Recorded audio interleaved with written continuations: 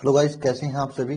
आवाज video quality और audio quality सब चीजें सही से आ रही हैं। ये बात सभी लोग कमेंट बॉक्स में कमेंट करके हमें बताएंगे सभी लोग कि आवाज वीडियो क्वालिटी सब चीजें सही से आ रही हैं। बताइए। राधे राधे सभी को गुड मॉर्निंग। हाँ, बताइए सभी लोग, और सभी को जय मां सरस्वती।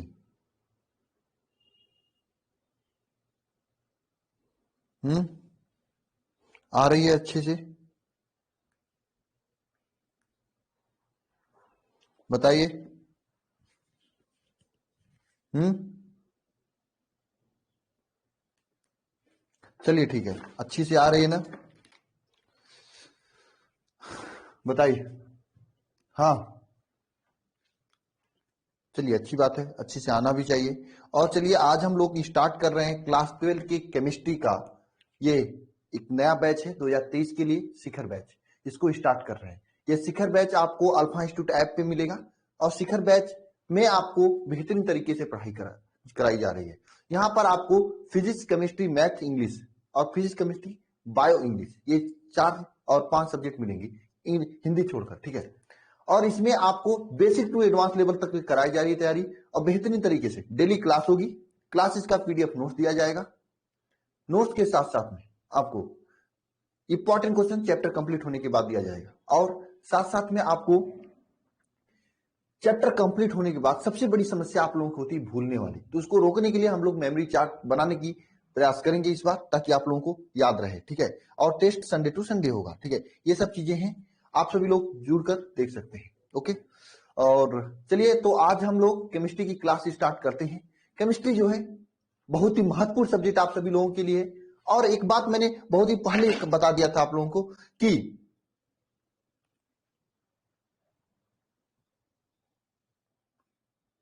नो नो नो, ये नो नो क्यों कर रहे हैं कमेंट। आवाज तो आ रही है सभी को ना। Hello, hello. ये यंग लॉर्ड मोबाइल, ये नो नो क्यों कर रहे हैं। हाँ, दोनों पढ़ाते हैं राधा मलिक, दोनों हम ही पढ़ाएंगे, ठीक है। आवाज आ रही है, कोई दिक्कत तो नहीं है। संदीप कुमार बताओ।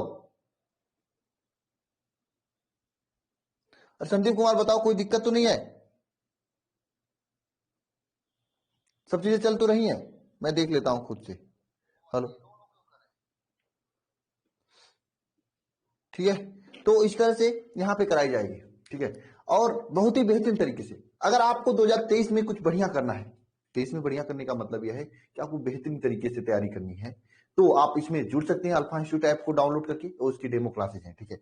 तो चलिए स्टार्ट करते हैं आज का ये क्लास 12 की केमिस्ट्री को। तो केमिस्ट्री को हम लोग सबसे पहले जानते हैं, नहीं ऑर्गेनिक नहीं, हम चैप्टर नंबर 1 से स्टार्ट करेंगे, क्योंकि चीजें आप समझिए, जैसे दिया होता है वैसे करेंगे हम लोग, और चीजों को समझते हुए चलेंगे। दो चीजें मैंने आपको बताया था, अगर आपको ऑर्गेनिक केमिस्ट्री पढ़नी है या कोई भी केमिस्ट्री पढ़नी, पूरी केमिस्ट्री पढ़नी है, तो इसमें आपको पहली चीज रेगुलर रहना पड़ेगा। रेगुलर रहना पड़ेगा। दूसरी चीज, आपको नोट्स बनाना होगा, डेली की डेली नोट्स बनाना सभी लोग। हालांकि मैं इस बैच में नोट्स देने वाला हूं, फिर भी आप लोग नोट्स खुद से बनाना। खुद से लिखा हुआ, खुद से बनाया गया नोट्स बहुत ही अच्छा होता है। तीसरी चीज, आपको खुद से नोट्स बनाना है और रेगुलर क्लास लेनी है। और तीसरी चीज क्या है, रिवीजन डेली की डेली करना है। रिवीजन जो है डेली की डेली करना है, मतलब आज जो पढ़ाएगा आज ही रिवीजन कर लेना। आप खाना भूल सकते हो, लेकिन केमिस्ट्री की इस क्लास को नहीं भूलना आप लोग। अगर आप शिखर बैच ज्वाइन होते हो, तभी आपको प्रॉब्लम नहीं होगी लास्ट में चल के। नहीं तो अपने सीनियर से पूछे ना, रिएक्शन की प्रॉब्लम आती रहती है, रिएक्शन याद नहीं होता है। क्यों नहीं याद होता? क्योंकि उनका बेसिक अच्छा नहीं होता है। अब मैं इसमें बेसिक से लेके चलने वाला हूं, ठीक है। बात समझ में आ रही है सभी को? आपको डेली क्लास में आना है आपको, ठीक है। इतना सोच के चलना है, डेली की डेली आपको क्लास में आना है, ठीक है। और डेली की डेली मेहनत से पढ़ाई करनी है। और सभी से मैं कहना चाहता हूं, और शिखर बैच को जल्दी से ज्वाइन कर लीजिए आप सभी लोग, अल्फा इंस्टीट्यूट ऐप डाउनलोड करिए। चलिए क्लास को स्टार्ट करते हैं हम लोग। क्लास को स्टार्ट करते हैं। ध्यान देना, ये जो केमिस्ट्री है इसे रसायन विज्ञान हिंदी में कहा जाता है। हिंदी में क्या कहा जाता है? रसायन विज्ञान। रसायन विज्ञान। आपने क्लास 10th में क्या पढ़ा? क्लास 11th में क्या पढ़ा नहीं मतलब रखेगा, और 12th में थोड़ा सा मेहनत कर लेते हैं आप तो। केमिस्ट्री को क्या कहा जाता है? रसायन विज्ञान कहा जाता है, ठीक है। यह रसायन विज्ञान जो है समझ लीजिए आपको 3 पार्ट में पढ़ना है क्लास 12th में। एक तो आपको फिजिकल पढ़ना है, और दूसरी इनऑर्गेनिक पढ़ना है, और ऑर्गेनिक पढ़ना है। मतलब एक कार्बनिक रसायन, एक अकार्बनिक रसायन, एक भौतिक रसायन, इस तरह से पढ़ना है, ठीक है। इनऑर्गेनिक, फिजिकल और ऑर्गेनिक, ठीक है, ये आपको पढ़ना है। समझ में आया? फिजिकल केमिस्ट्री कहा जाता है इसे, इनऑर्गेनिक केमिस्ट्री और ऑर्गेनिक केमिस्ट्री। और सबसे पहले अगर आप एनसीईआरटी की बुक में देखेंगे तो ये फिजिकल केमिस्ट्री ही दिया है, और आपको फिजिकल ही पढ़ेंगे पहले हम चैप्टर नंबर 1 से, चैप्टर नंबर 1। और चैप्टर नंबर 1 क्या है इसमें? ठोस अवस्था। क्योंकि कोई भी चीज जानने से पहले आपको ये जानना होगा कि क्या होता है ठोस, अणु क्या होते हैं, परमाणु क्या होते हैं, कितने प्रकार के होते हैं, आयन क्या होते हैं, तभी तो आप आगे पढ़ोगे। बेसिक से एकदम चलेंगे। ध्यान देना सभी लोग, ये केमिस्ट्री की प्रॉब्लम ही आपकी दूर हो जाएगी, बशर्ते ध्यान से पढ़ना आपको, ठीक है ना।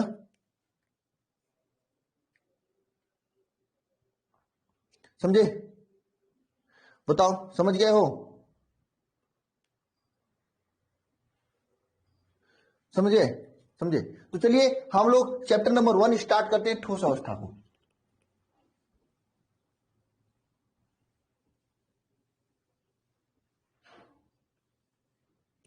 चैप्टर नंबर 1 स्टार्ट करते हैं ठोस अवस्था को, ठीक है।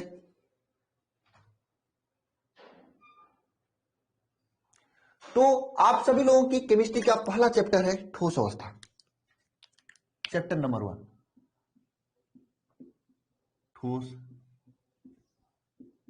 अवस्था। ठोस अवस्था, ठोस अवस्था जो चैप्टर है, चैप्टर नंबर 1 ठोस अवस्था चैप्टर है, यह आपके एग्जाम को लेकर, आपके बोर्ड एग्जाम को लेकर बहुत ही इंपॉर्टेंट है। यहां से आपके एग्जाम में देखा जाए तो 3 से 5 अंक तक के क्वेश्चन पूछे जाते हैं, यानी 3 से 5 अंक तक के क्वेश्चन पूछे जाते हैं। कितना? 3 अंक से 5 अंक तक के, 3 से 5 अंक के क्वेश्चन पूछे जाते हैं। साथ में अगर आप आगे कॉम्पिटिटिव एग्जाम दोगे तो वहां पर भी अच्छे खासे क्वेश्चन पूछे जाते हैं, समझे ना। 3 से 5 अंक तक के क्वेश्चन इसमें पूछे जाते हैं ठोस अवस्था से।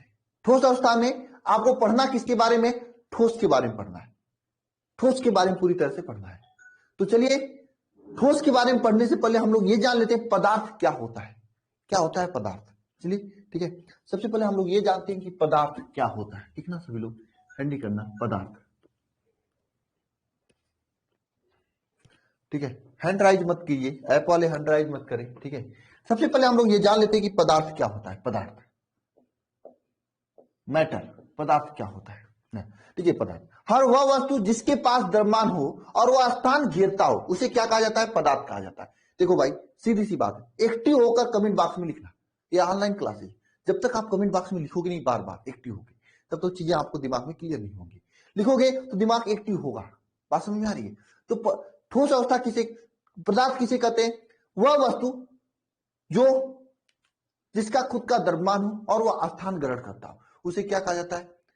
पदार्थ कहा जाता है। देखना सभी लोग, वह वस्तु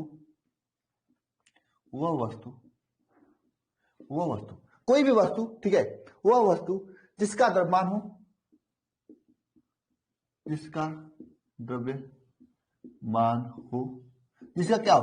द्रव्यमान हो, जिसका द्रव्यमान हो और वह स्थान घेरती हो पदार्थ कहलाती है। और वह स्थान घेरती हो क्या कहलाती है? पदार्थ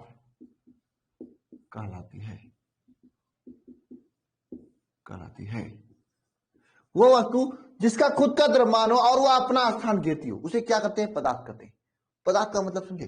जैसे ये मोबाइल मेरे पास है, ये मोबाइल भी पदार्थ है। क्यों? क्योंकि इसका खुद का द्रव्यमान है और ये स्थान घेर रही है, समझे। ये आपका मार्कर की स्याही है, ये भी एक पदार्थ ही है, क्योंकि यह इसका खुद का द्रव्यमान 100-200 ग्राम का है और यह स्थान घेर रही है। तो हर वह पदार्थ, हर वह वस्तु जिसका खुद का द्रव्यमान हो और वह स्थान घेरती हो उसे क्या कर लेते हैं? क्या कहते हैं? पदार्थ कहते हैं। देखिए पदार्थ की कई अवस्थाएं होती हैं।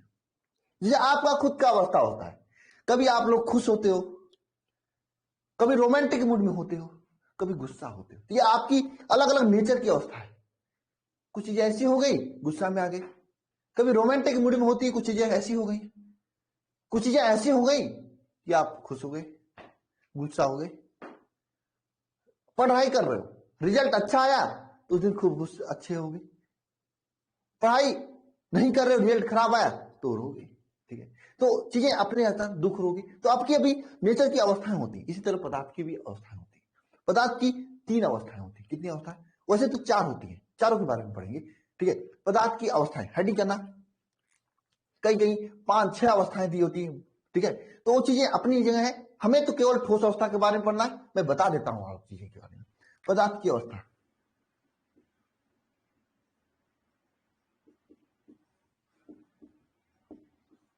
पदार्थ की अवस्था, पदार्थ की अवस्था कितनी होती है?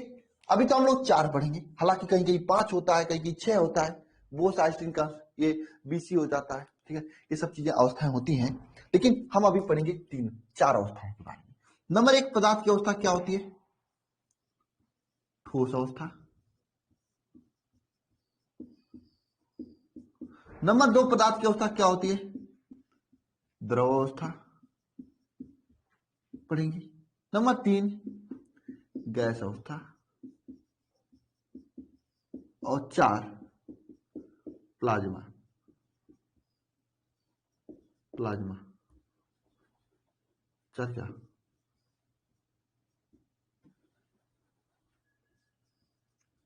प्लाज्मा, ये 4 अवस्थाएं मुख्य होती हैं। इसके अलावा कहीं कहीं 5-6 भी देखेंगे आप लोग, परेशान नहीं होना, सब चीजें होती हैं। ठीक है, प्लाज्मा। ठीक है, ओके। ठोस अवस्था क्या होता है, द्रव अवस्था क्या होता है, गैस और प्लाज्मा क्या होता है? हालांकि आपको ठोस के बारे में ही पढ़ना है, फिर भी मैं बता देता हूं बेसिक अंतर्निहिलों में क्या होता है। होता क्या है, और कोई सॉलिड स्टेट होता है, सॉलिड स्टेट, तो इसमें क्या होती है? पदार्थ के जो कण होते हैं ये बहुत पास पास होते हैं। अंतर आणविक कण जो होते हैं बहुत ही पास पास होते हैं। इस तरह से पदार्थ के जो कण होते हैं, अंतर आणविक कण, अंतर आणविक कण, अंतर आणविक, यार कैसे, इंटरमॉलिक्यूलर जो स्पेस होता है, अंतर आणविक कण, अंतर आणविक कण जो होते हैं बहुत क्या होते हैं? पास पास में होते हैं। द्रव में जो होता है, यहां पे देखिए पास पास में सट के बैठे हुए हैं, लेकिन द्रव में जो होता है अंतराणविक कणों के बीच की थोड़ी दूरी होती है। इस तरह से होती है। अब गैस में जो होता है ना, इसमें क्या होता है कि अंतराणविक जो कण होते हैं बहुत ज्यादा दूरी पर होते हैं। नहीं, प्लाज्मा में क्या होता है सर, ये भी मुझे बता दो, मुझे जानना है। कुछ लोग कहेंगे चुल होगी अंदर कुछ लोगों को जानने की, तो मैं बताता हूं। मैं बताता हूं प्लाज्मा में क्या होता है। सबसे पहले यह जानना कि ये ठोस में जो कण होते हैं बहुत पास पास होते हैं, द्रव में जो कण होते हैं थोड़ा दूर दूर होते हैं, और गैस में बहुत ज्यादा दूर होते हैं। और प्लाज्मा में क्या होता है सर, ये तो हमें नहीं पता है। किसी को पता है प्लाज्मा स्टेट में क्या होता है? किसी को पता है? किसी को है पता कि प्लाज्मा स्टेट में क्या होता है? क्या होता है? नहीं पता है, कुछ आइडिया नहीं है। चलो मैं बताता हूं, देखो क्या होता है, ध्यान देना। जब ये देखिए जो द्रव के ठोस के अणु पास पास है, इसको जब हम लोग गर्म करते हैं, क्या करते हैं? इसे हम लोग क्या करते हैं? गर्म करते हैं गलनांक के ताप पर। गलनांक के ताप पर जब गर्म करते हैं तो एक गलनांक का ताप आ जाता है। जब ये ठोस, जैसे आप बर्फ को ले लीजिए, आप प्लास्टिक को ले लीजिए, कोई भी पदार्थ है, जब उसे गर्म करेंगे तो पहले इनके अणु पास पास होंगे, गर्म करेंगे तो ये द्रव अवस्था में चेंज हो जाएगा, तो इनके अणु दूर दूर हो जाते हैं।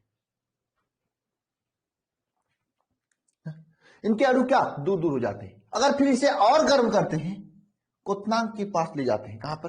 क्वथनांक के ताप, क्वथनांक के पास,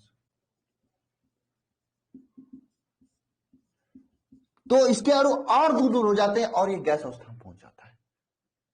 लेकिन लेकिन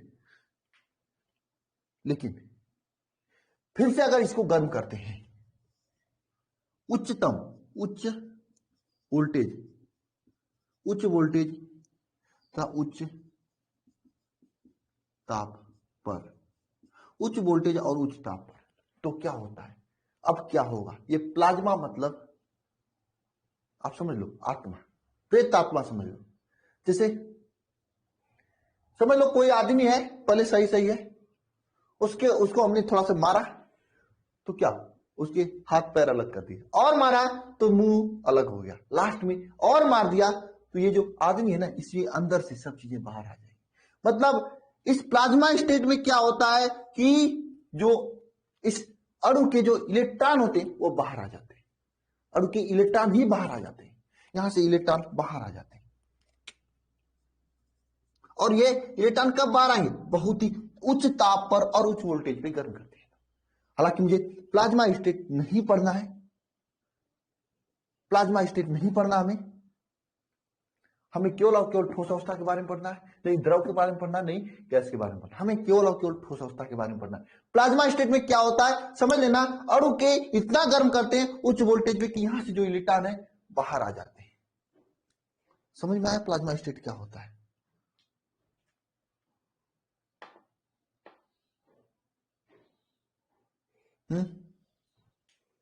यस सर, नहीं सर, नहीं समझ में आया।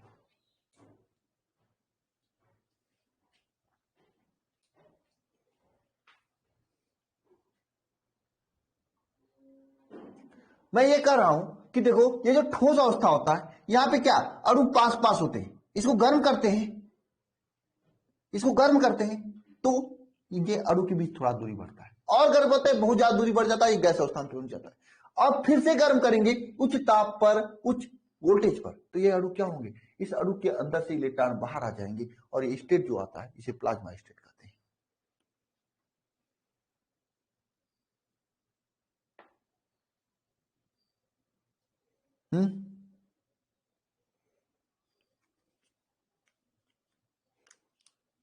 समझ में आ गया? हाँ, ये चारों के बारे में आपको समझ में आ गया?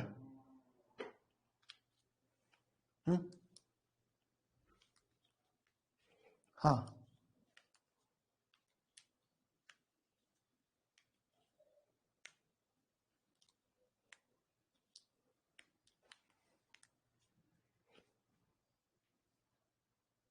तो समझे सभी लोग? एक बार फिर से समझना, ये ठोस अवस्था में क्या अणु पास पास है, इसमें अणु क्या है थोड़ा दूर दूर हुए, गर्म किए हमने, इसमें और ज्यादा गर्म कर दिए, बहुत ज्यादा दूर दूर, जो कि आप बहुत ज्यादा स्पेस हो गया ठोस गैस अवस्था में, और इसमें उच्च ताप उच्च वोल्टेज पे गर्म करते तो यहां से इलेक्ट्रॉन बाहर आ जाता है ना। ठीक है, चलें इसके आगे चलते हैं। चलिए अब है नहीं करना सभी लोग ठोस अवस्था, ठोस अवस्था का डेफिनेशन क्या होता है, किसे कहते हैं ठोस अवस्था? आप लोग वैसे तो ठोस अवस्था के बारे में जानते होंगे क्योंकि बचपन से पढ़ रहे हैं, क्या करें बचपन से पढ़ रहे हैं, बचपन से पढ़ रहे हैं आप।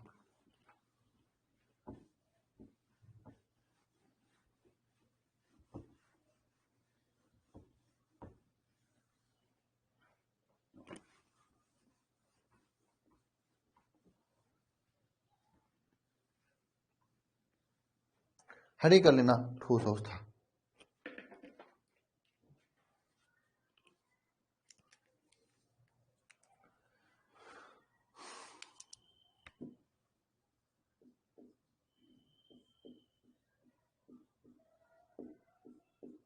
ठोस अवस्था, ठोस अवस्था क्या होता है? ठीक है, ठोस जो होता है, ठोस पदार्थ की वह अवस्था होती है जिनके मध्य प्रबल आकर्षण, जिनके अणुओं के मध्य प्रबल आकर्षण बल होते हैं, साथ में उसका आयतन तथा आकार क्या होता है, निश्चित होता है। जैसे यह आपका ठोस है, इनके अणुओं के मध्य क्या है, प्रबल आकर्षण बल है, और इसका आकार और इसका आयतन निश्चित है, इसे हम लोग परिवर्तित नहीं कर सकते।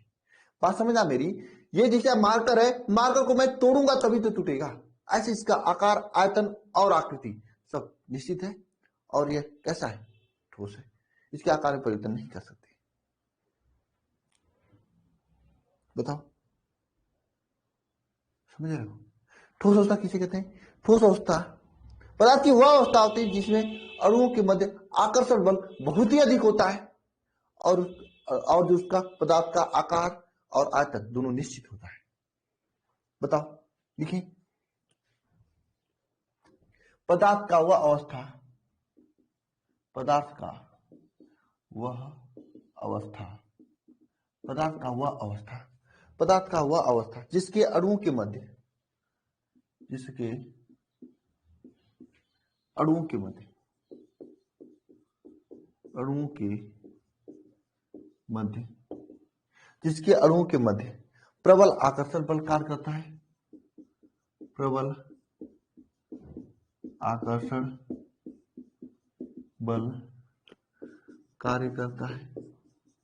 पदार्थ की वह अवस्था जिसके अणुओं के मध्य प्रबल आकर्षण बल कार्य करता है, साथ में उसके आकार तथा आयतन निश्चित होता है, तथा उसका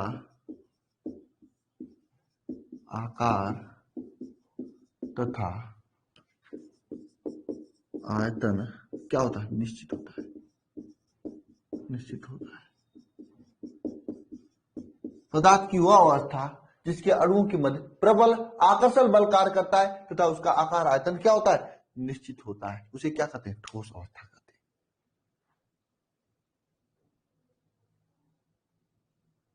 हैं।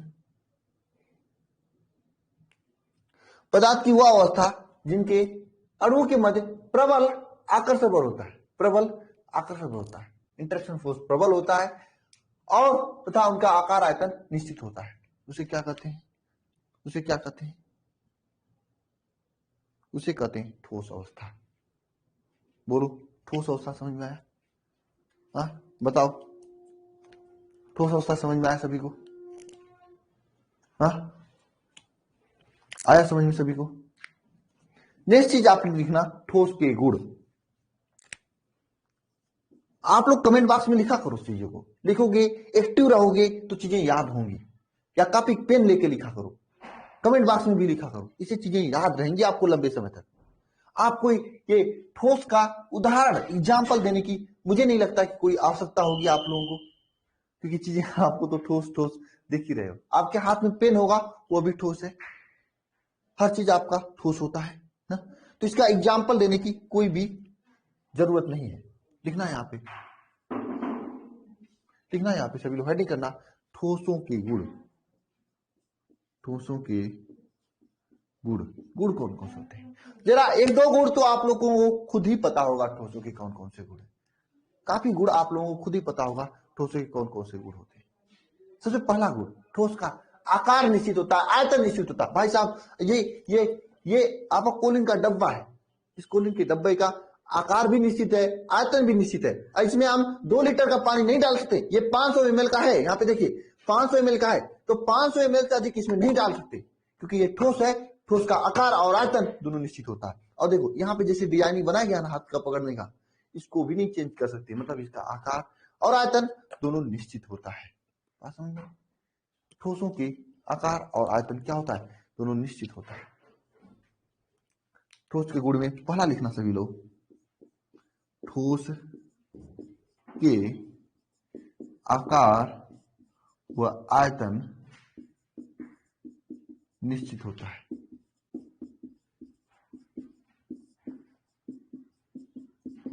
आकार व आयतन क्या होता है, निश्चित होता है। ठोस के आकार व आयतन क्या होता है, निश्चित होता है। हाँ? बताओ बताओ ना। और दूसरा गुण आप लोग जानते हो, इनके मैंने अभी भी बताया था कि ठोसों के जो अंतर आणविक कण होते हैं बहुत ही पास पास होते हैं। अंतर आणविक जो कण होते हैं, अंतर आणविक जो कण होते हैं बहुत पास पास होते हैं। ठोसों के अंतर आणविक कण पास होते हैं, ठीक है। चौथा तीसरा गुण देखना, तीसरा गुण देखना, अब ये अंतर आणविक कण पास पास क्यों, क्योंकि इनके बीच कोई न कोई लाशा का काम करता होगा, कोई न कोई चिपका के रखता होगा, जो चिपका के रखता है उसे कहते हैं हम लोग, क्या कहते हैं उसे, अंतर आणविक बल। अब भाई इसमें कण बहुत पास पास है, पास पास है मतलब इनके बीच का अंतर आणविक बल बहुत ही अधिक है। तो लिखना सभी लोग, ठोसों के अंतर आणविक बल बहुत ही शक्तिशाली होती है। ठोसों के अणुओं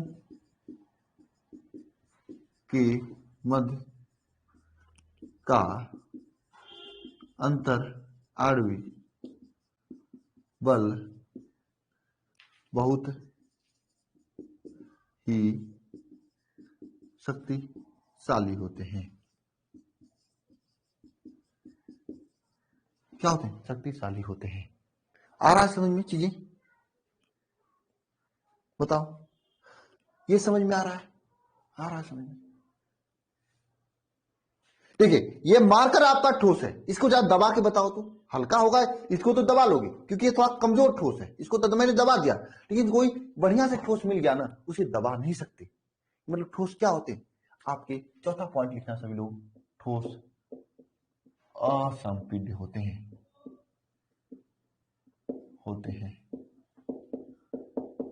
ठोस क्या होते हैं? असंपीड्य होते हैं।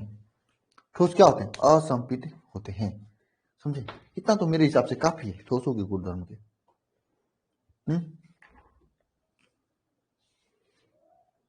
ठोस दृढ़ होते हैं। दृढ़ का मतलब कठोर होते हैं, स्थिर होते हैं ना। देखिए, अब रही बात एग्जाम में क्या पूछता है, कैसे पूछता है। ध्यान देना सभी लोग, एग्जाम में क्या पूछता है, कैसे पूछता है, इस बात को हम लोग जान लेते हैं, क्योंकि आखिर अल्टीमेट आपको एग्जाम ही देना है।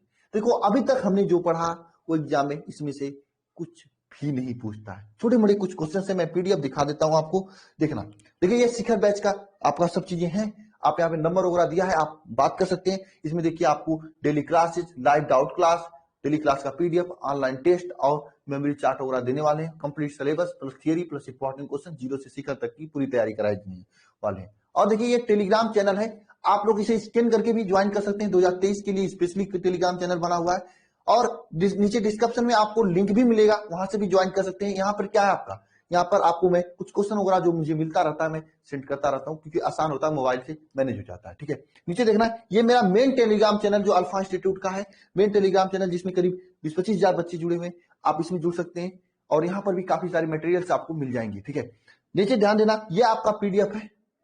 ठीक है, लास्ट में देखो, ये सभी क्वेश्चन मैं दिया हूं डीपीपी के रूप में। ठोस के संदर्भ में क्या कथन असत्य है, ऐसे क्वेश्चन कभी कभी एग्जाम पूछेगा। हालांकि मैं क्वेश्चन का आंसर भी दे दिया हूं, क्योंकि ये आपको मिलने वाला है इस बैच में, शिखर बैच में, ये पीडीएफ के रूप में मिलेगा, तो क्वेश्चन भी रहेगा आप लोगों के पास, उसका आंसर भी रहेगा, तो आप आसानी से कर लेंगे। तो बताना जरा इसका जवाब, कौन सा कथन असत्य है ठोसों के बारे में। और एग्जाम में क्वेश्चन ऐसे ही पूछते हैं, यहां से ऐसे ही क्वेश्चन पूछा, कौन सा कथन असत्य है। पहला क्या है, ठोसों का आकार और आयतन निश्चित होता है, पहला है। दूसरा क्या है, ठोसों का आयतन निश्चित होता है। तीसरा क्या है, ठोसों के अवयवी कणों के मध्य के सापेक्ष दोलन करता है, और अंतर आणविक बल बहुत दुर्बल होता है। बताओ कौन सा असत्य है? डी है असत्य। नकल मार के बता रहे हो आप लोग ना, नकल मार के बता रहे हो। हम्म,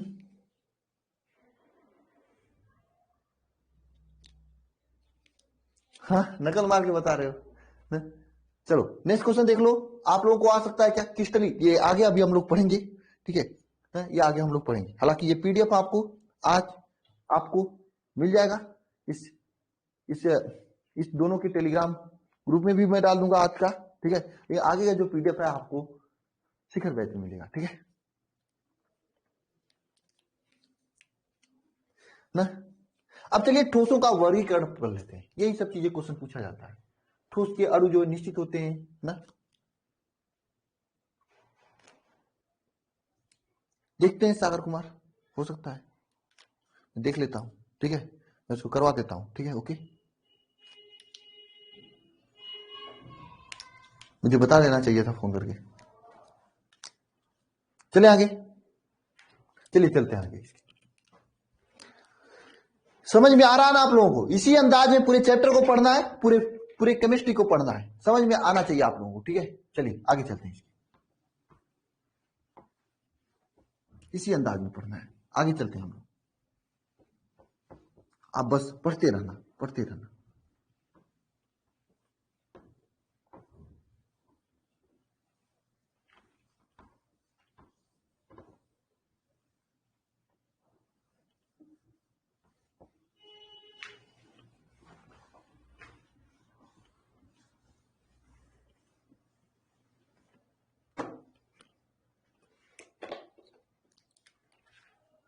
चलो अब हम लोग क्या करते हैं, ठोसों का वर्गीकरण कर लेते हैं। ठोसों का वर्गीकरण,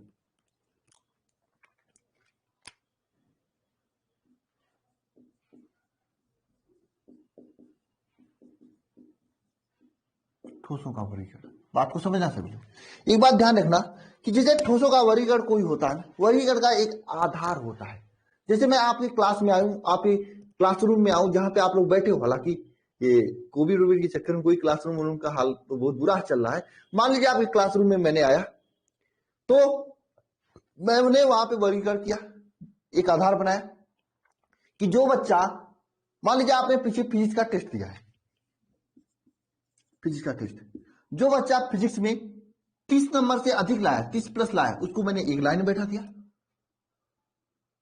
और जो बच्चा फिजिक्स में 50 से अधिक लाया है, उसको दूसरी लाइन में बैठा दिया। जो बच्चा 30 से कम लाया है, ठीक है, कम, उसको तीसरी लाइन में बैठा दिया।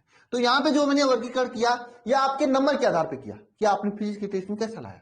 मान लीजिए मेरे दिमाग में कुछ आया कि मैं आपकी क्लास में आया, यहां पे मैंने वर्गीकरण किया इस आधार पे कि जो बच्चे किलो में, मान लीजिए जो बच्चे 50 किलो से अधिक है, नहीं, जो 50 किलो से अधिक जितने बच्चे हैं उसको एक लाइन में बैठा दिए हम। जो बच्चे 60 किलो से अधिक हैं उसको एक लाइन में बैठा दिए। जो बच्चे 80 किलो से अधिक हैं, हालांकि कोई होगा नहीं, उसको एक लाइन में बैठा दिए। आपके कॉलेज में कोई ऐसा थोड़ी होगा जो 80 किलो से अधिक हो। तो यहाँ पे जो हमने वर्गीकरण किया, यह वर्गीकरण किसी आधार किया, वजन के आधार पर किया, वेट के आधार पर किया। और यहाँ पे जो हमने वर्गीकरण किया था, यह आपके नंबर के आधार पर किया था।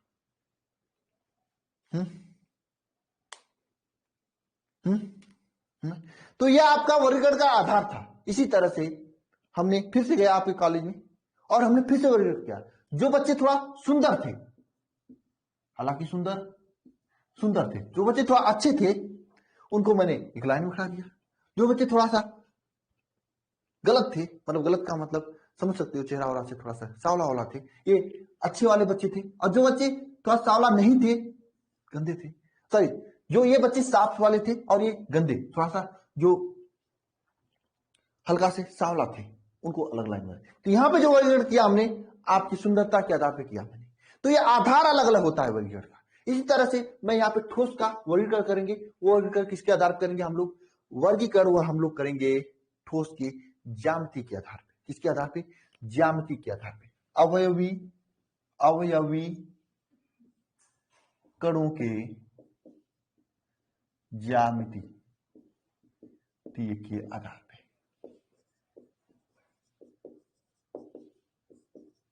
इसका किस आधार पर करेंगे वर्गीकरण, अवयवी कणों की ज्यामिति के आधार पर वर्गीकरण करेंगे। कि ऐसे ठोस जिसके अवयवी कण कहीं अलग अलग जगह बैठे हैं तो उसका अलग कर देंगे, ऐसे ठोस जो अवयवी कण अलग अलग बैठे हैं तो उसका अलग कर देंगे। यहाँ पे जो वर्गीकरण करेंगे अवयवी कण की ज्यामिति के आधार पर करेंगे, ठीक है। तो आइए अवयवी कणों की ज्यामिति के आधार पर वर्गीकरण करते हैं। वर्गीकरण का मतलब आप लोगों को समझ में आ गया, किस आधार पर करना है, क्यों करना है, कैसे करना है, ये समझ में आया आप लोगों को, बताओ, समझ में आया? हाँ, समझ में आया? ज्यामिति का मतलब क्या होता है? जैसे ज्यामिति का मतलब कुछ ऐसे अणु जो पहले इस तरह से बैठे थे, एक यहाँ पे, एक यहाँ पे, एक यहाँ पे, इसके अणु ऐसे बैठे थे। कुछ अणु ऐसे थे, कुछ ऐसे अणुओं को अलग रख दिया जिसके अणु ऐसे लाइन में केवल बैठे। ऐसे अणुओं को अलग रख दिया जिसके अणु जो ऐसे ऐसे ऐसे भीड़ की तरह बैठे हुए। तो इनकी ज्यामिति क्या है, किस आधार पर बैठे, इस आधार पर हम लोग यहाँ पे वर्गीकरण करने जा रहे हैं। बस समझ में आई? बताओ एक बार।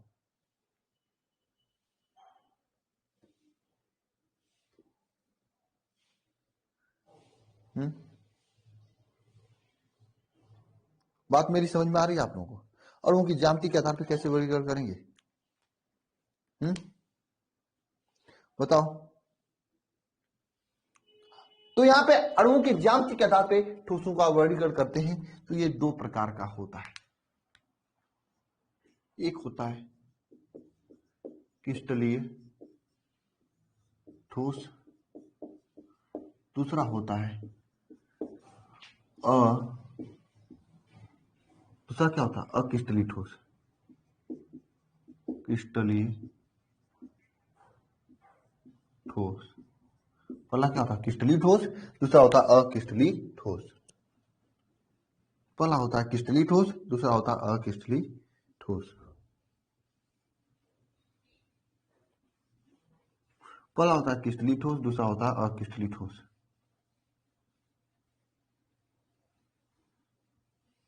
पहला होता है क्रिस्टलीय ठोस, दूसरा क्या होता है अक्रिस्टलीय ठोस।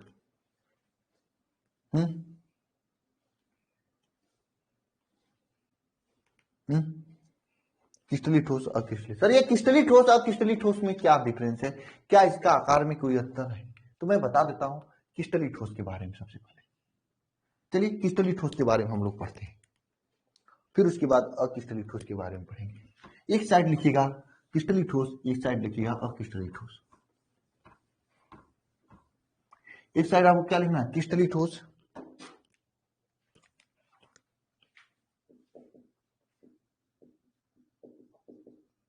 क्रिस्टलीय ठोस। दूसरी साइड लिखना है आपको अक्रिस्टलीय ठोस।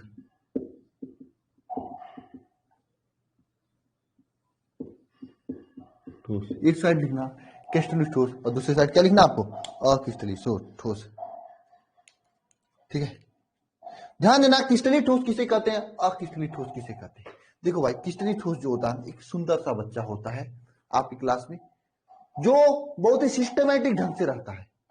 सिस्टमैटिक ढंग से मतलब क्या है कि आप समझ सकते हो इस तरह से, जो क्रिस्टलीय ठोस के अणु होते हैं उनका आकार सिस्टमैटिक होता है। जैसे यहाँ पे रेड है, रेड है, रेड है, रेड है, रेड है, रेड है। ठीक है, इसके बाद जस्ट इसके नीचे ब्लैक आ जाएगा, black black black black black और ब्लैक। फिर इसके नीचे जस्ट समझ लीजिए ब्लू आ गया, ब्लू ब्लू ब्लू। बात समझना, अभी अपने आप समझ में आ जाएगा मैं कहना क्या चाहता हूं। मैं कहना क्या चाहता हूं अपने आप समझ में आ जाएगा, आप लोग खुद से कमेंट बॉक्स में इसका डिफिनेशन लिखेंगे। इसको यहाँ पे रेड,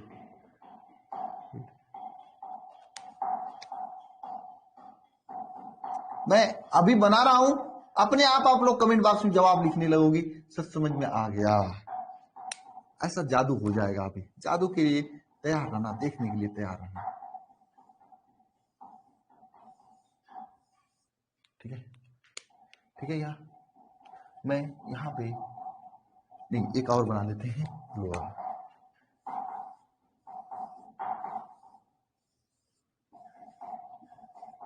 और मैं यहाँ पे बनाता हूं अक्रिस्टलीय ठोस को।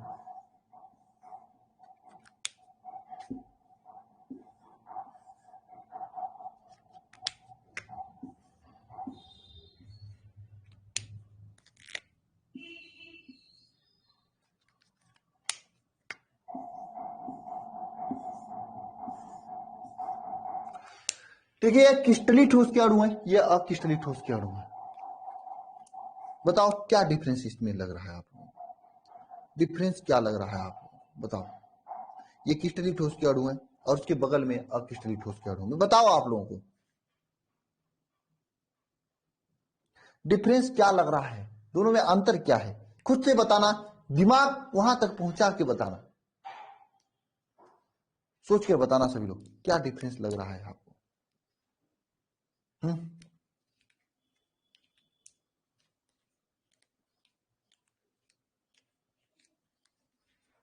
एक लाइनिंग से रखा गया है, एक ऐसे ही रख दिया गया है, तो ये डिफरेंस था। तो क्रिस्टलीय ठोस की जो अणु है, इनकी अणु जो है एक निश्चित व्यवस्था में होती है। जैसे यहाँ पे व्यवस्था क्या आपका, पहले रेड है, ये रेड है, ब्लैक है, फिर यहाँ पे ब्लू है। ठीक है, फिर रेड है, ब्लैक है, ब्लू है। ठीक है, ये एक निश्चित व्यवस्था में होते हैं, एक निश्चित व्यवस्था में होते हैं। क्या होते हैं, एक निश्चित क्रम में होते हैं। जो क्रिस्टलीय ठोस होते हैं यह कैसे होते हैं, एक निश्चित क्रम में होते हैं। इनके अवयवी कण एक निश्चित क्रम में होते हैं। लिख लेना सभी लोग, क्रिस्टलीय ठोस में इनके अवयवी कण, इनके अवयवी कण एक निश्चित क्रम में होते हैं। इनके अवयवी कण एक निश्चित क्रम में होते हैं, एक निश्चित व्यवस्था में होते हैं। जबकि क्रिस्टलीय ठोस के, अक्रिस्टलीय ठोस के अवयवीय कण एक निश्चित व्यवस्था में नहीं होते हैं। ये कहीं कहीं पे देख लीजिए आप, कहीं पे जैसे रखे हैं आपकी तरह। जैसे आप लोग, अगर आपसे मैं कहीं फिजिक्स का नोट ला के दो तो खोजने लगोगे, कहीं छत पे रख दिए हैं, कहीं यहाँ पे न रख दिए, वहां पे। इस दोस्त के पास कोई व्यवस्था नहीं होता है कौन सा नोट्स कहाँ पे, कौन सा किताब कहाँ पे। आप लोगों की तरह एकदम सेम, आप लोगों की तरह एकदम जैसे आप लोग हैं, जैसे आप लोग हैं। हाँ, एक निश्चित व्यवस्था लिख डालो सभी लोग कमेंट में। क्रिस्टलीय ठोस एक निश्चित व्यवस्था में होते हैं, एक निश्चित क्रम में होते हैं, जबकि अक्रिस्टलीय ठोस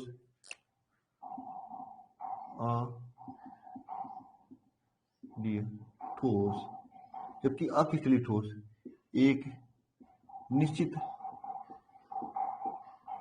क्रम में नहीं होते हैं, एक निश्चित क्रम में नहीं होते हैं, जबकि अक्रिस्टलीय ठोस एक निश्चित क्रम में नहीं होते हैं। इनका एक निश्चित ज्यामिति होता है। अब एक बात दिमाग में सोचना जरा, मैं सोचने वाली चीजें सोचोगे तभी। जो बताओ, अगर ये ज्यादा लंबा रखा जा सकता है, ये ज्यादा लंबा रखा जा सकता है, एक जो अच्छे से एक दूसरे पे लेयर बना के बढ़िया से रखा गया है, वो ज्यादा रखा जा सकता है या फिर ये ज्यादा रखा जा सकता है? कौन सा ज्यादा रखा जा सकता है? अगर आप अलमारी में अपना बुक वगैरह रखते हो, बुक रखते हो ना अलमारी में, अब बुक को एक सही से सरिया के रखते हो, छोटा सी जगह में ज्यादा बुक आ सकता है। जबकि ऐसे रखते हो, इर्द गिर्द फेंक फाक के रखते हो बुक को, तो कम बुक आएगा। आप अपने बैग में जो बैग आप लेते हो, बैग में और किताब कॉपी सरिया के रखते हो तो ज्यादा कॉपी आती है, और उसे ऊपर नीचे मतलब मिक्स मैंने तरीके से रखते हो कम कॉपी आती है। इसका मतलब कौन वाले में ज्यादा होगा? आंसर आ रहा है सभी का फर्स्ट वाले में। तो फर्स्ट वाला जो होता है, यह क्या होता है? यह क्या होता है? दीर्घ परासी होता है। यह दीर्घ परासी होता है, जबकि अक्रिस्टलीय ठोस क्या होते हैं? यह लघु परासी होता है। यह लघु परासी होता है। अक्रिस्टलीय ठोस यह लघु परासी होता है। यह तो आपका दीर्घ परासी होता है और यह आपका क्या? लघु परासी होता है ना?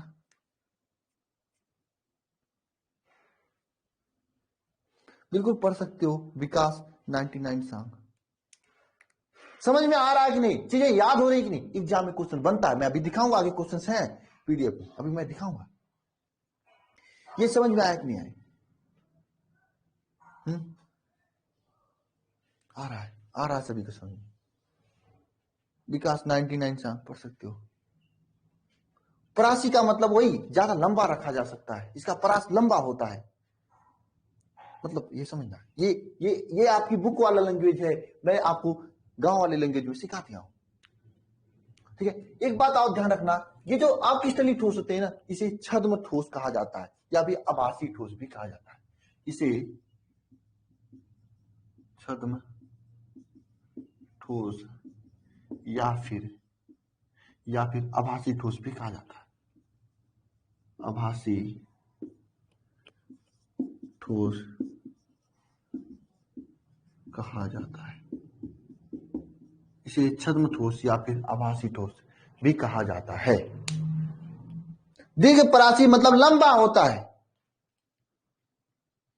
दीर्घ परासी का मतलब क्या? लंबा होता है। हाँ, दीर्घ परासी का मतलब क्या? लंबा होता है। दीर्घ परासी का मतलब क्या? लंबा होता है।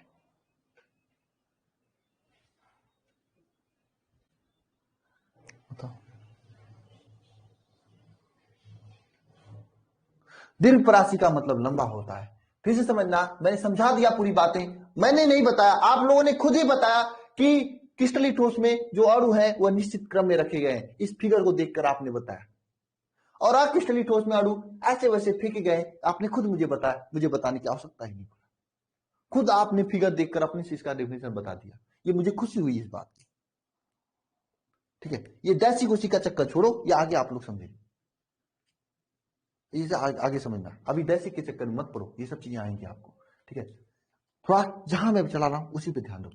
और देखो मैंने खुद पूछा आपसे, क्या इसको ज्यादा रखा जा सकता है? एक लेयर करके बहुत ज्यादा लंबा रखा जा सकता है, तो इसलिए दीर्घ परासी होता है। और ये ऐसे ही रखेंगे ना इर्द गिर्द तरीके, ये बहुत ही कम रखा जा सकता है, इसलिए इसे लघु परासी कहा जाता है। मैंने खुद, आप लोगों ने खुद मुझे बताया।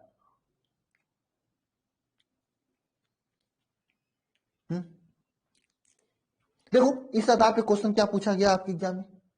एक मिनट, ये टेलीग्राम चैनल जरूर ज्वाइन कर लेना सभी लोग ना, स्कैन करोगे अपने मोबाइल से तब पर भी ज्वाइन कर सकते हो। देखो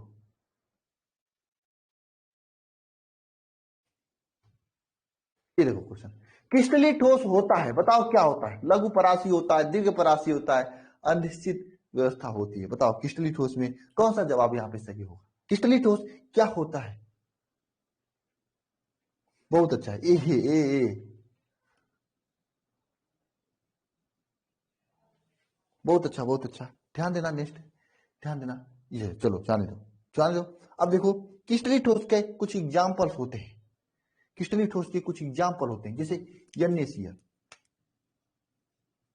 ये क्रिस्टलीय ठोस के एग्जाम्पल है। Na2SO4, शक्कर, क्या? शक्कर।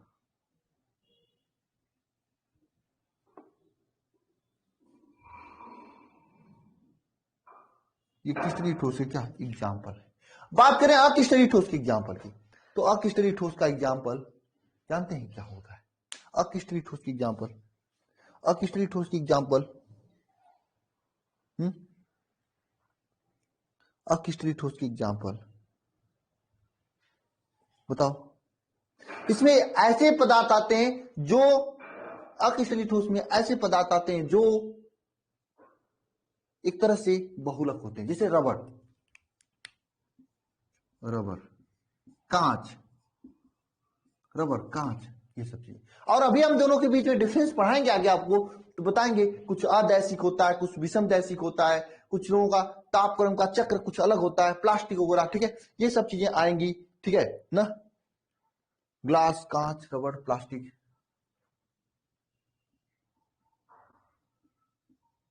प्लास्टिक, ये सब चीजें अक्रिस्टलीय ठोस के अंदर आती है। और जिसके नाम के आगे पाली लग जाता है, पॉलीथीन, ये सभी चीजें भी अक्रिस्टलीय ठोस के अंदर आती है, क्योंकि ये बहुलक होता है, बहुलक होता है तभी पॉलीथीन, पॉलीओली लगता है। बताओ समझ में आया कि नहीं? एक बार लिख बताओ कमेंट बॉक्स में, बताओ एक बार, बताओ सभी लोग एक बार।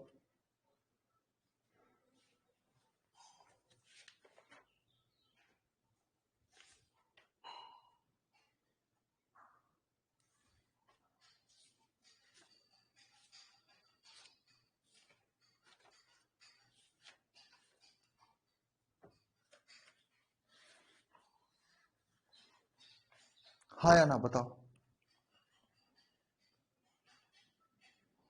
विकास जी पढ़ा रहे हैं आपकी बोर्ड की,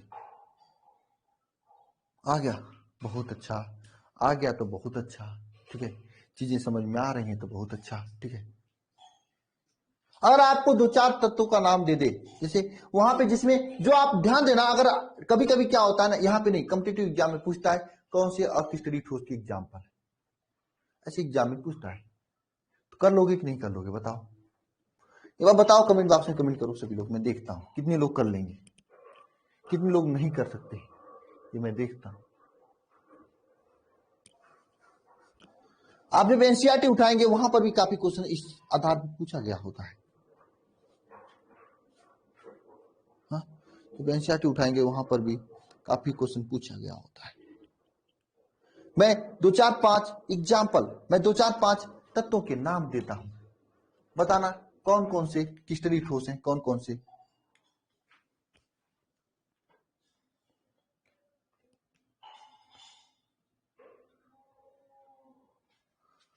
दो चार पांच एग्जाम्पल देता हूं, ठीक है, दो चार पांच एग्जाम्पल देता हूं, आपको बताना कौन उसमें क्रिस्टलीय ठोस है, कौन अक्रिस्टलीय ठोस है, लिखना सभी लोग।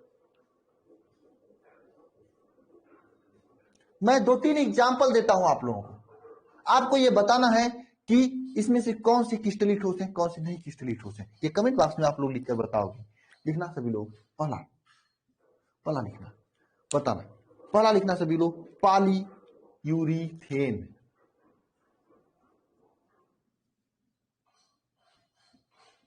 पॉलीयूरीथेन, पॉलीयूरीथेन। दूसरा लिखना सभी लोग, दूसरा लिखना नेफ्थलीन।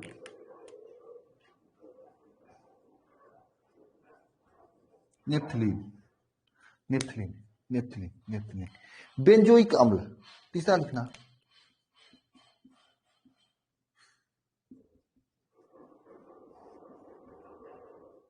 अम्ल, बेंजोइक अम्ल, ठीक है ना, बेंजोइक अम्ल, ठीक है ना।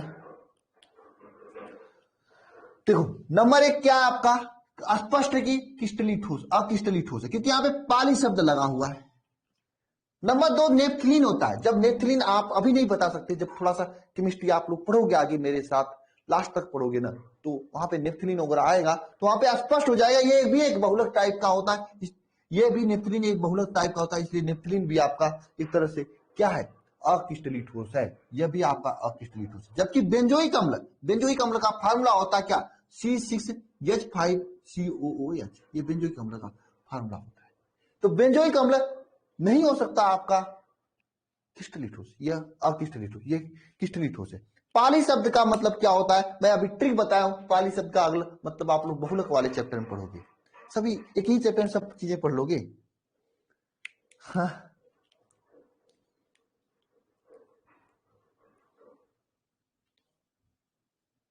बहुत अच्छा राधा मलिक, बहुत अच्छा, हाँ बहुत अच्छा, ठीक है, बहुत अच्छा।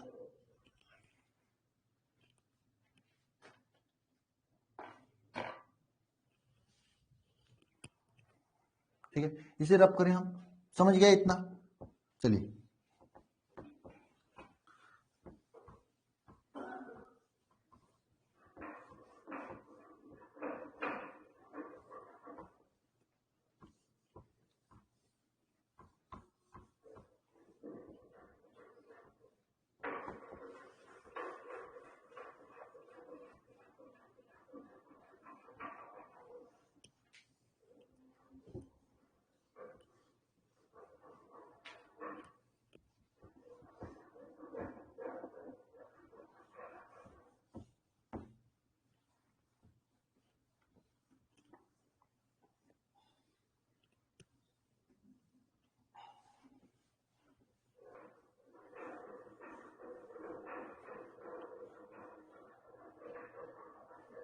बहुत अच्छा, ठीक है, बताओ।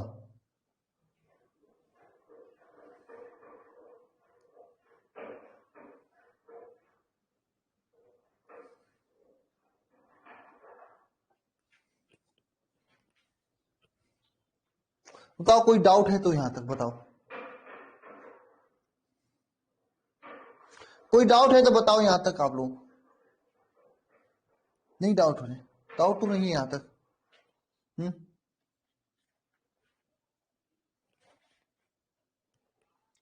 बताओ।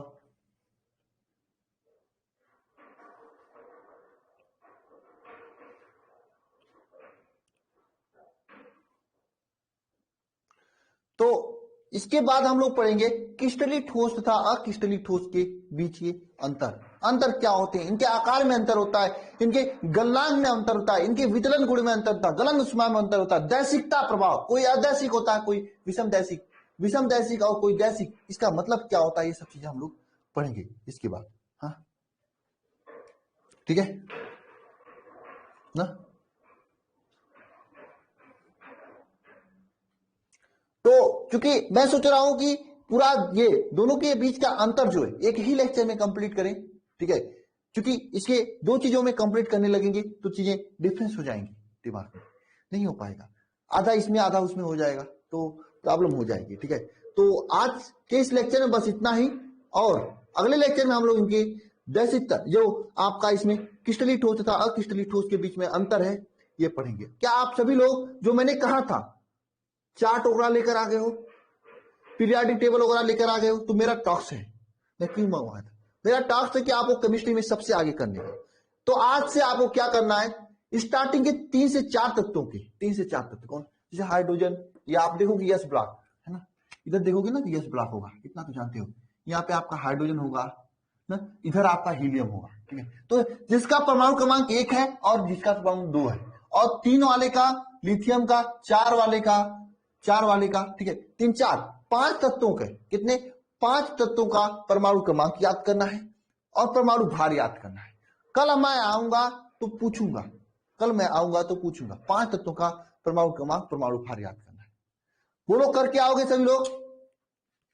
हाँ, हम आप सभी लोगों को याद है, लेकिन स्टार्टिंग याद है। मैं डेली डेली आपको टास्क दूंगा, पीरियोडिक टेबल से याद हो। जब तक मैं इनऑर्गेनिक केमिस्ट्री में पहुंचेंगे तब तक आपको पूरा पीरियोडिक टेबल याद रहेगा, तो मुझे पढ़ाने में और आपको पढ़ने में बहुत ही आसानी होगी, समझे?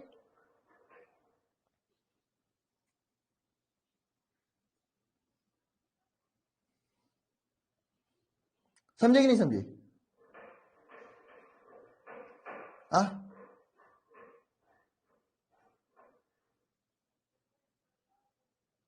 बताओ। आप जब तक फिजिकल पढ़ा के मैं इनऑर्गेनिक पहुंचूंगा तब तक आपको पूरे तत्वों का नाम, परमाणु क्रमांक, और साथ में हाँ एक चीज और, इलेक्ट्रॉनिक विन्यास, मैं बताने के लिए भूल गया, इलेक्ट्रॉनिक विन्यास, ये सभी चीजें आपको याद होनी चाहिए। मैं डेली क्लास में आते ही मैं 5 तत्वों का पूछूंगा, डेली क्लास में। बोलो।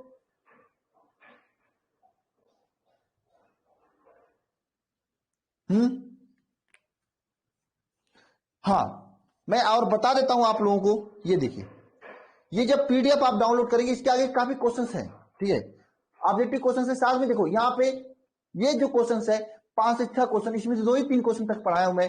ठोसों के प्रकार तथा इनके अवधि परासिक व्यवस्था पाई जाती है, ये सभी चीजें आपके डीपीपी के क्वेश्चन हैं। 5 से 6 डीपीपी क्वेश्चन है, चूंकि लेक्चर छोटा था इसलिए 4-5 क्वेश्चन लाया, इसमें से 2 ही 3 आपसे होंगे, 2-3 कल के लेक्चर के बाद होंगे, ठीक है। चीजें समझना आवश्यक है। तो जो डीपीपी के क्वेश्चन होते हैं ये मेरे पीडीएफ में ही होते हैं, क्योंकि मैं पीडीएफ में इस तरह से अरेंज करता हूं, जो मैंने आज पढ़ाया उसके नीचे उसका क्वेश्चन दे देता हूं, ठीक है। इससे क्या होता है, जब आप लोग रिवीजन करते हो ना पीडीएफ से, तब पर भी आपको फायदा होता नहीं है, नोट्स अपना खुद से बनाना सभी लोग।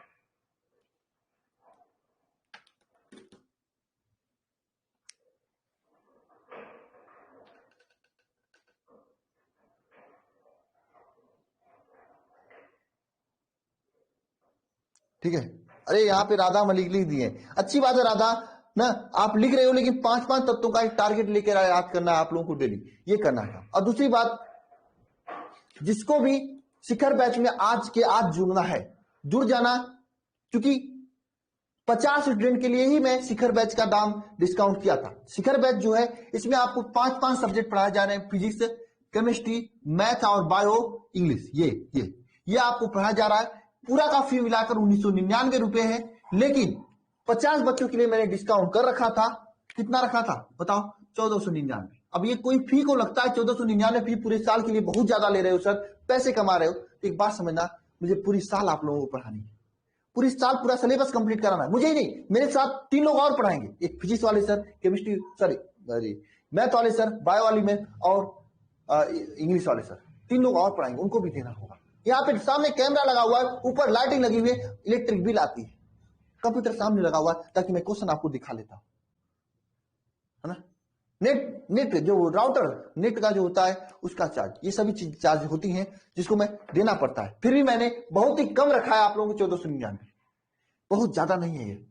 पूरी साल के लिए देखोगे एक सब्जेक्ट का पर मंथ 30 से 35 रुपए पड़ रहा है, हालांकि ले लोगे तो कितने, अगर 1999 हो जाएगा तो आपके लिए ज्यादा हो जाएगा, मैं मानता हूं, फिर भी जितना ज्यादा नहीं, क्योंकि 3-3, 4-4 हजार में सब लोग तो एक सब्जेक्ट का दे रहे हैं, या मैं सभी सब्जेक्ट दे रहा हूं। मेरी एक कोशिश है कि कम से कम में आप लोगों को पढ़ाया जाए, कम से कम में आप लोगों को पढ़ाया जाए, जिससे आपको भी बोझ न लगे। दूसरी बात, एक ये भी कोशिश है,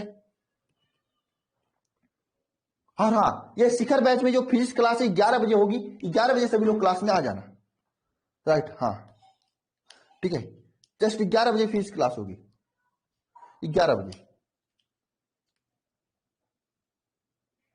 ना। चीजें चलाने में मुझे कुछ थोड़ी मोड़ी आवश्यकता पड़ती है। देखो भाई, मैंने फ्री में भी पढ़ाया है यूट्यूब पे, लेकिन टीचर यहाँ पे जो पढ़ाते हैं वो फ्री में नहीं पढ़ाएंगे, उनको कुछ देना पड़ेगा ना, उनके भी अपने परिवार है, उनका भी अपना पेट है। मैं सीधी सी बात करता हूं, कोई यहाँ पे प्रॉफिटेबल बिजनेस नहीं हो रहा है कि यहाँ पे मुझे 4 व्हीलर में चलने का शौक है, 4 व्हीलर चलूंगा तो अपने मेहनत से चलूंगा, नौकरी करके चलूंगा मैं। ऐसे ही नहीं कि यहाँ पे आप लोगों से पैसे लेंगे, नहीं, ये सब चीजें मुझे नहीं अच्छा लगती।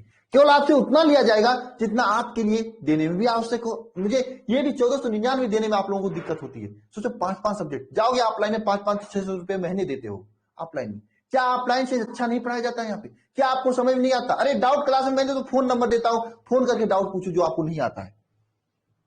इंग्लिश होगा, एक एक सब्जेक्ट स्टार्ट कर रहे हैं ताकि आप लोगों को दिक्कत ना हो।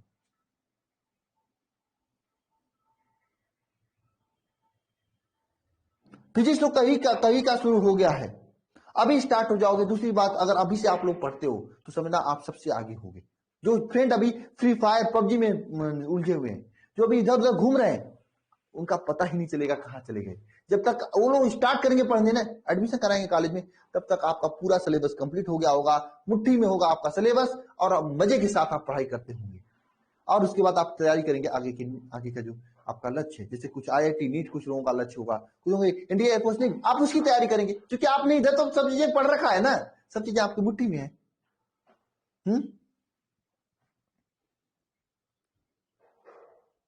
समझे? तो लेट नहीं करना है।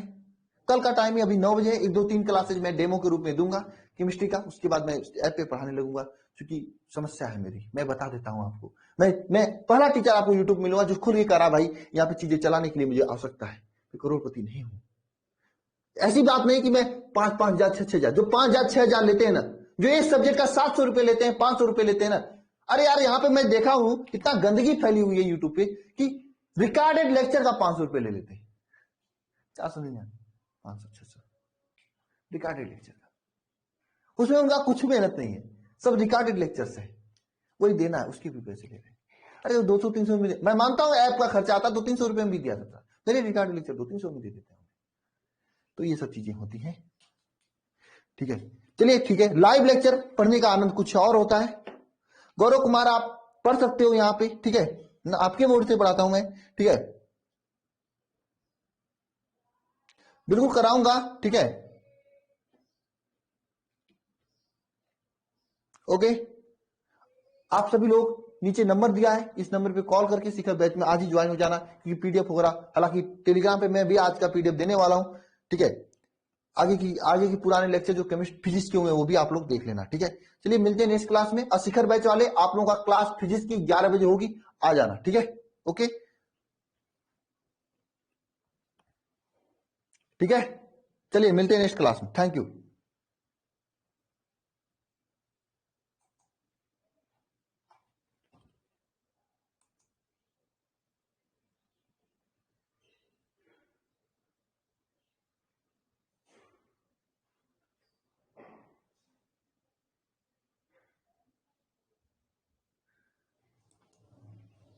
और सभी को जय मां सरस्वती।